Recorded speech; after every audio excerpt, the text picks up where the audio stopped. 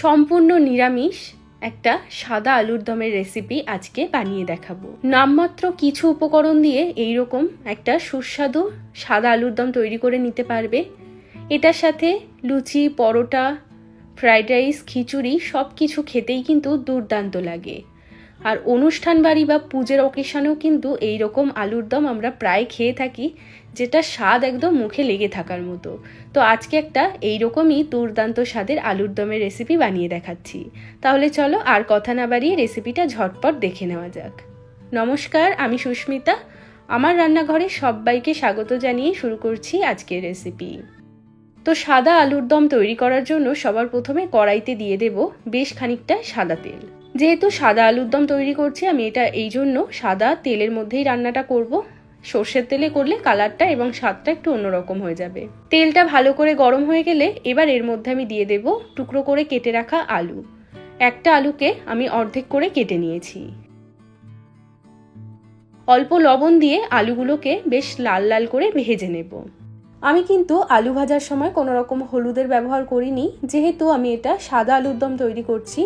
চাইলে তোমরা সামান্য একটু হলুদ গুঁড়ো কিন্তু এখানে দিতে পারো। তো এখানে আমার আলুগুলো একদম লাল লাল করে ভাজা হয়ে গেছে। এখন আমি আলুগুলোকে তুলে নিচ্ছি।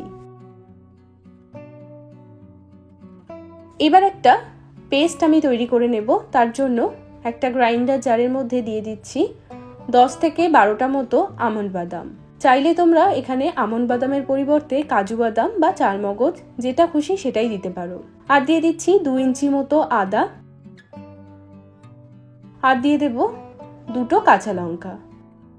এবার অল্প জল দিয়ে এটা একটা ভালো করে পেস্ট বানিয়ে নেব।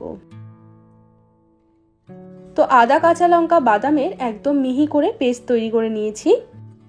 এখন তেলের মধ্যে আমি ফোড়ন দিয়ে দিচ্ছি গোটা জিরে, শুকনো লঙ্কা এবং তেজপাতা। ফোড়নটাকে একটু নেড়েচেড়ে আদা, কাঁচা লঙ্কা এবং বাদামের পেস্টটা দিয়ে দেব। এবার এই মশলাটাকে মোটামুটি 3 থেকে 4 মিনিট সময় নিয়ে ভালো করে ভেজে নেব, যাতে আদার কাঁচা গন্ধটা সম্পূর্ণ চলে যায়।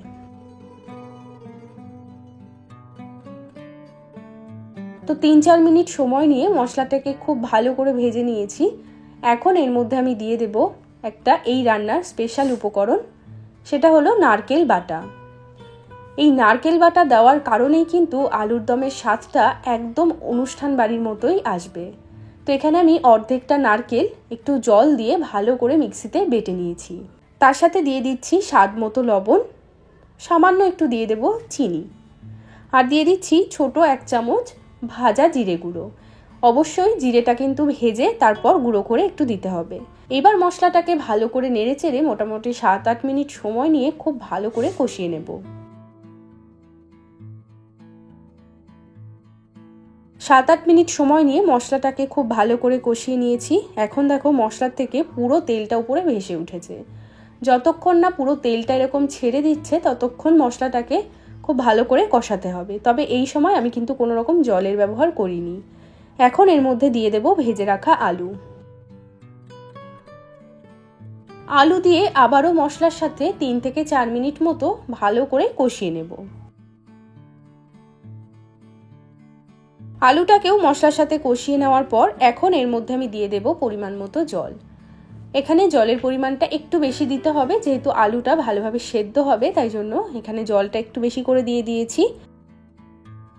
এবার নাড়াচাড়া করে এটাকে লো ফ্লেমে রেখে দেব যতক্ষণ না পর্যন্ত আলুটা ভালোভাবে সেদ্ধ হচ্ছে।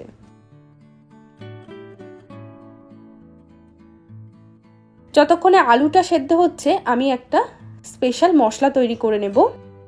তার জন্য ফ্রাই প্যানের মধ্যে আমি দিয়ে দিলাম একটা দারচিনির টুকরো, আর দিয়ে দিচ্ছি 3-4টে এলাচ, 2টো লবঙ্গ, দিয়ে দেব 1/2 টিস্পুন মতো মৌরি, আর দিয়ে দিচ্ছি একটা তেজপাতা। এবার এই শুকনো মশলাগুলোকে হালকা করে একটু ভেজে নিয়ে তারপর এটাকে গুঁড়ো করে নিতে হবে।